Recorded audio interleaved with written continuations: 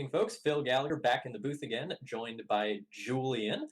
We're about to go into an excellent match. Well, hopefully an excellent match of Sneak and Show versus Painter. Julian, how are you doing tonight? Tonight, I'm already looking forward to getting into bed finally. I've been awake for close to like 25, 30 hours, just came back from China. And I'm really looking forward to the last two matches that we're about to see here in the Legacy Premier League for tonight.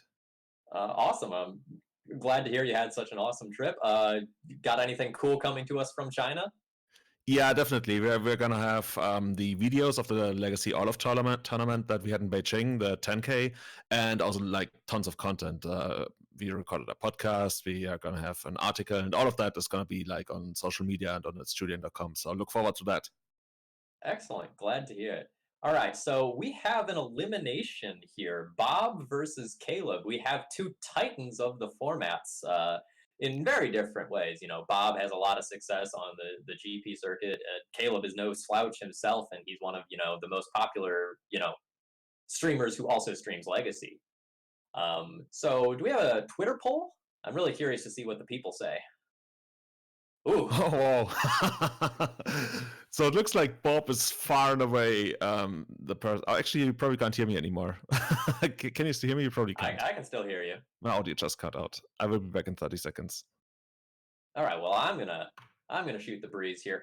So it looks like Bob is favored in the poll. But as you saw last round, just because somebody's favored in a poll, that doesn't necessarily mean anything at the end of the day. Another note, again, these polls were done prior to the deck lists being published, just due to Julian doing some traveling and not having the graphics up until just a little while ago. Yes, exactly. We have to prepare the chat for the upset. We need to build a narrative here. # rigged. Julian's audio should be back momentarily. Yeah. It's not already up. I guess that's what you get for pirating software and then never really paying the license fee. So every 6 hours I get timed out. But now I'm back. Really looking forward to seeing this match. All right. Why don't we take a look at our first deck list here? Bob is on Sneak and Show. Julian, do you have any specific thoughts about the deck list here? It looks pretty straightforward, right? Like there's a couple of things where people can configure it according to their preferences, but this looks pretty stock. He's playing 2 Spell Piercers. He's playing the Cunning Wish kill, so he can also kill through like clumped up board states. So well, taking one step back, what is this deck trying to do? Like, what is its primary game plan? The primary game plan is to cast Show and Tell, and then put either Grizzlebrand or Emrakul into play, which should win the game all on their own. Yeah. And then there's this interesting Cunning Wish package there. So you'll notice a lot of weird singletons in the sideboard. Some of these are win conditions, such as Release the Ants, combo pieces like Through the Breach, or hate cards or anti-hate cards, ranging from Trickbind or Rushing River to deal with opposing permanents or spells, or Surgical Extraction to just go and try and mise a win. Yeah, this deck is quite resilient for a combo deck. It's not as explosive as other combo decks in the format, but this one has always been around, and it's a solid choice, I want to say, right? You can defend yourself with Spell Piercers, Force of Words, and you also got a pretty good proactive game plan. So that's definitely going to be awkward for Caleb to deal with if he brought a deck that's more looking to deal with creatures and that kind of stuff, because those creatures, they are pretty much untouchable. Why don't we shift over to that second deck list then? Let's look at what Caleb's brought to the table. Oh, would you look at that? It's Painter. Oh, wait a second, but something's quite different about that. So let's kind of do this in 2 steps. First, let's talk about the core of the deck itself, and then let's talk about the hot spice that's here. So how is Painter's Servant trying to win, Julian? So the general idea behind the Painter deck is that you get Painter Servant into play, and that way you get to paint the entire game, all permanents, all cards in exile, all cards in hand, the color of your choice, which in this case would be blue. And what this allows you is to use Grindstone, which mills you for 2. And if those 2 cards share a color, it keeps repeating the process. So since all the colors of the cards in the library are the same, it will keep going and mill your entire library, which is the core angle of attack. Secondary thing that you can do is you can use your Pyroblast, your Red Blasts, or in the case of this deck, also your Veil of Summers, which will always be turned on as long as you have Painter's Servant to play, to basically play 1 mana Vindicates that either take out a permanent of your opponent or even just like counter any spell for 1 mana, which is quite cool. Yeah, so Veil of Summer has been one of the breakout cards from recent sets. It appears to be doing nasty, nasty things to Standard right now from the complaints that I've been seeing on Twitter and Reddit. But just imagine that if instead it worked on every spell, because you have control over what colors the spells are. That's just such a neat interaction. Yeah, I'm really looking forward to seeing this in action. Caleb has been on the forefront of innovation in the Legacy Premier League for pretty much all seasons, right? I mean, for example, in the previous season, he played the Bomberman deck, which is a deck that used to be around, but he really, at least last year, put it back on the table. And I wonder how much he has played with this version of basically what I called Gruul Painter. Because Caleb already noticed, right? It's gonna be hard to mill out Bob because of Emrakul, which when it goes to the graveyard shuffles everything back. So there's really only one way he can actually do this in the first game, and I guess we will talk about it once it becomes relevant. It involves Karn getting Tormod's Crypt to basically remove the graveyard in response to the triggers. So yeah, game 1 will be incredibly hard for Caleb if I think about it. I agree with that. So as far as the match itself goes, who's your money on? Definitely Bob, just based on how swingy the first game is. And even after sideboarding, the 3 Punishing Fires, they're pretty much dead cards. Walking Ballista's not going to do anything. Of course, there's always, those nut draws where you sometimes go turn to Karn, into Lettuce, and Bob just doesn't happen to have what it takes. So even though it's our one-sided matchup, I think there's still many ways for Caleb to get a win here. So I'm really looking forward to seeing it. About Caleb's list is look at how much graveyard-based synergy there is with both Goblin Engineer and Goblin Welder. Even though this isn't necessarily going to be the best matchup, I think Caleb's deck is really neat, and I would really enjoy streaming with something like this. Yeah, it's gonna be interesting, right? If Caleb gets to set up his engine with Ichor Wellspring, which he basically puts into the graveyard and gets back with Goblin Welder, he can draw a ton of cards. And if he ends up drawing enough Pyroblasts just so to stall the game long enough to maybe even go for the beatdown, that would be something I would love to see. But I guess that's what we're in for. We will maybe see it's like this weird beatdown deck, or maybe even the Tormod's Crypt Rhinestone kill that's going to be required. Why don't we go ahead and jump down to the first match? We'll see if Caleb will read us a story. Oh god. So looks like Bob already has a pretty good hand. He's really only looking for the payoff spell. And he has the advantage of being on the play as well here. So what's Caleb doing? Caleb not going for that upkeep once upon a time that people sometimes do. Caleb has a land light hand, but once upon a time should fix that. He has a counter spell for the first show and tell-esque spell. Although I don't just expect Bob to jam this to show and tell immediately. He has no reason to without, the payoff card here. Although we may see a Cunning Wish sometime in the not too distant future. I wonder if Bob will spell pierce this. He doesn't. Okay, it could be like a setup for yeah. That's such a crazy hard read. Yeah, and it's probably also not required, right? Because Bob's hand is already decent and he can protect himself with spell pierce, so he doesn't need to do that. But I don't hate Caleb's hand, right? It's looking pretty good as long as Bob doesn't find a payoff. He's really just gonna sit there, make land drops, and maybe counter a spell or two, but that's gonna be it. I also like Caleb's patience here and not just jamming that Karn and tapping out for it and potentially dying as a result. Yeah. You know what a play I want to see?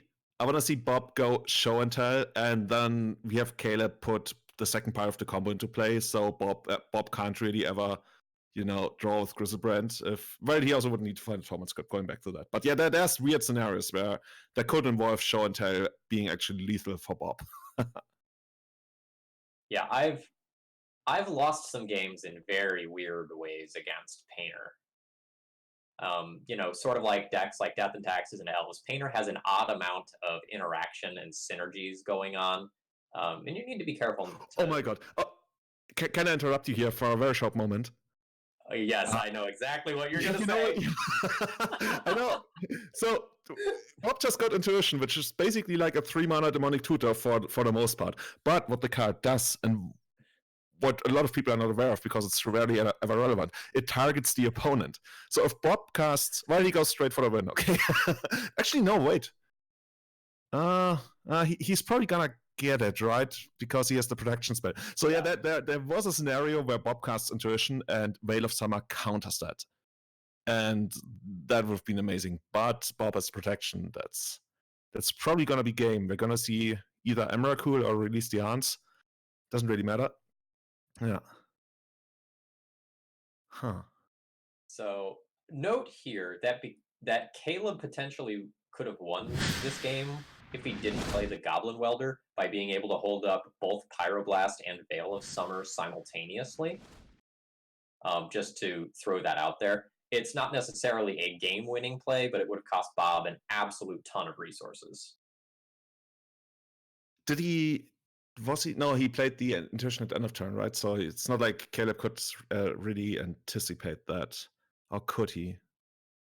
Oh no, he played the. No. Anyway, so what are we gonna see from Caleb's side? I think Caleb doesn't really have much to bring in.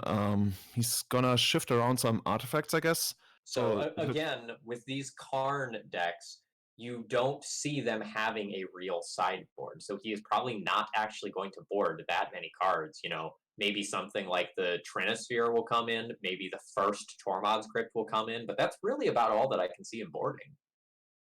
You know, you really want to leave that bridge in the sideboard to have access to it. Mm-hmm.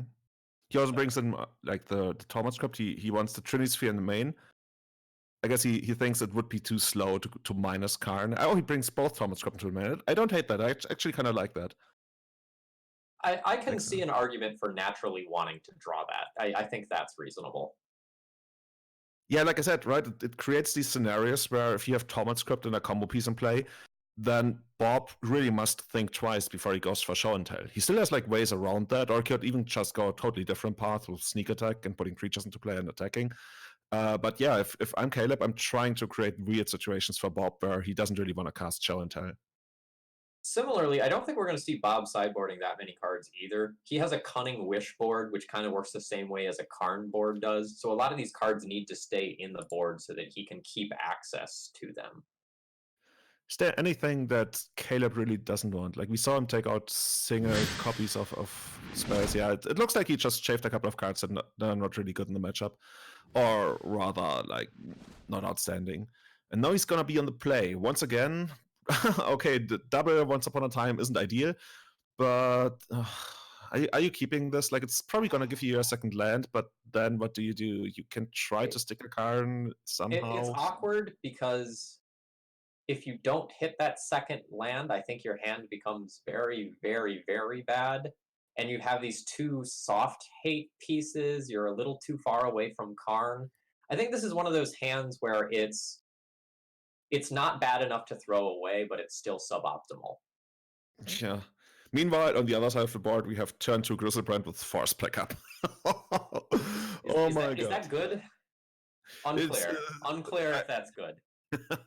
I guess we need some more data. We're gonna find out whether Tormod's Crypt will be able to deal with Grizzlebrand. A lot of times it actually can, right? We see it in a lot of really meta strategies, but here we go into play straight from the hand. I wonder if Caleb can at least try to represent some kind of strategy. Caleb would need like a second blast or something like that here. Okay. No, that actually works, right? That works. Unless Bob draws another force. Watch him. Actually, you could even like argue for an brainstorm here to find another force, but that's like asking for a lot. Oh no. Oh no.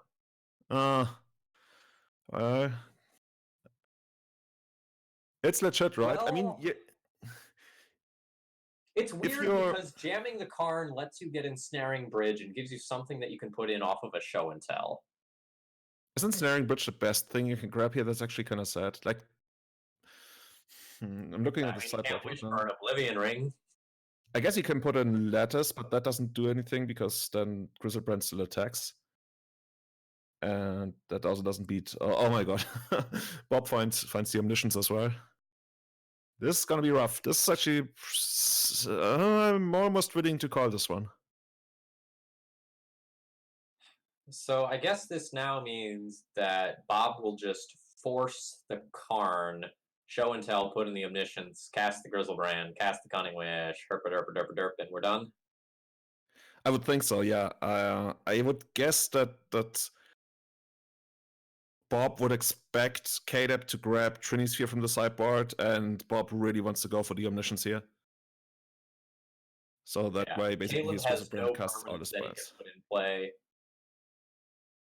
So we're done here from a number of different angles.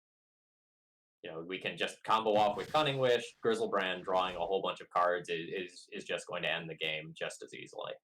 Yeah, but I very, very much respect what Caleb did there. Like, you don't always like play around the turn 2 combo. I mean, they do have it a reasonable amount of times, but if you don't cast Karn there, what are you gonna do? Sit behind basically nothing and hope to eventually cast Karn? He's basically putting Bob on the spot. He's saying you gotta have something on turn 2 because otherwise I'm gonna untap into Karn and protect it with basically 2 protection spells. And yeah, I think that's just like the winning player's mindset. Maybe I'm reading too much into it. Maybe overall it would have been better to hold the Karn, but I very much respect that, and I could have seen myself doing the same. So definitely like not a punt or anything like that. Yeah, so Caleb made the same choice 2 games in a row, and that was a choice, right? So he chose to play the Goblin Welder, he chose to play the Karn in order to advance his board. Unfortunately, he ends up on the wrong side of the elimination match here, and we won't be seeing any more of Caleb on camera. Although, you know, maybe we'll see him back in the booth again. Who knows? Yeah, would be amazing. Like having Caleb on, he's just such a, I almost want to say cornerstone of the format. Like Caleb has been around top 8 GPs, innovating Legacy over 10 years ago. So if you only recently came into Legacy and you see Caleb doing a lot of other stuff, to me, he's still like one of the biggest influences on Legacy. Maybe not so much today, but over the history of the game. So sad to see him go, but also cool to see Bob still around. And do we already know who's going to be coming up in the next bracket? Oh, yeah. We also hear that that's going to be a Raffle, right? Yeah, we have a Raffle coming up now, and then we're going to have Edgar versus Cyrus as our 4th match of the day. Yeah. With commentary by Bob and Jarvis. So I'm really looking forward to that personally. Awesome. And we will have Bob face off against Andrea Mengucci, actually. Oh my god, that's going to be quite the match either next week or the week after. We will figure it out. And yeah, only big matches in the Legacy Premier League. I can't wait to see those. Yeah, but now we have a raffle to get started here. So Julian, if you would do the honors and get us going. Sure. So we have this playmat, and every time it comes up, I gotta say, this has been the most requested, most thought after raffle item in the last 2 seasons, basically. It's a really high quality card holder playmat, looks really nice. If you want to get that, type card holder, no exclamation mark, just plain card holder into chat. You will be automatically entered into a raffle. And at this point, while you guys are busy trying to grab the playmat, you can also order it from the Card Holder web store, by the way. I really, really want to thank Card Holder, Wizards of the Coast, and Scott Monroe. Those 3 people and companies, they really make all of this work. You see this small dog on the left side. This is the kind of graphic quality you would get if we didn't have those people supporting us, because we are getting a lot of compliments for our pixel art, for our music, for our production. And as much as we love Legacy, this is how, like, there's so many more people involved, and you can find those on the website if you check out the art section. These people, their work is basically produced through the support we get from our sponsors. So definitely show them some love. Card Holder especially has been with us ever since the very first season. And yeah, I think at this point, we're going to give you guys something more like 20 seconds, 30 seconds to enter the raffle. And then we're going to pick a lucky winner. And if the bot picks you, just shoot me a message on Twitch. Let me know what your name is, where you live. We ship worldwide. We basically ship worldwide. There has never been a country where we didn't ship to. So, but would you ship it to Antarctica? Easily, I would actually fly there. Our Yeah, friends at Cardboard would probably make it happen. Really, I can't say enough good things about them. I use their services. They're a sponsor to my stream as well, and I can say that I can't make the legacy content that I do without them. So yeah, huge props to Cardboard. Definitely. So 5 more seconds. People get in. I hand deliver all playmates. I don't know about that. I have delivered playmates, but not hand delivered. So yeah, here we go. We're gonna cut it off now. And the winner is Renoir 10-1 or Renoir 101. You're the lucky winner. Please send me a message on Twitch. Let me know where you live, what your name is, and you're gonna make you the proud owner of this playmat. Use it with pride, and yeah, I hear it's actually giving you like more powerful opening hands. That makes sense to me. The dice too. I assume they work that way. It might be some sort of Exodia thing where if you have the playmat and the dice, you just win it. I have to check and see what Cyrus was using. You got it figured out. That's exactly what all the pro players do, right? So yeah, thank you guys and girls and everyone for watching. And after a short break, we're gonna have another match. We're gonna have Cyrus Corman-Gill. You might have heard of Cyrus. Arguably, or most likely, the most successful or dominant legacy player of the last 12 months. And he's going to go up against Edgar Magalhaes, who's basically the champion and master of anything 4-color control snowish, right? That's how Edgar has made a name for himself, especially, I think, on the SCG circuit. I don't want to get paired against this guy ever. The deck, this 4-color control deck beats everything that I play. Yeah, we saw Eric give him a lot of credit, right? When Eric was like, okay, it's so hard, I'm just going to register burn and hope to get there, which he ended up doing. But yeah, lots of powerful mages up in the next match.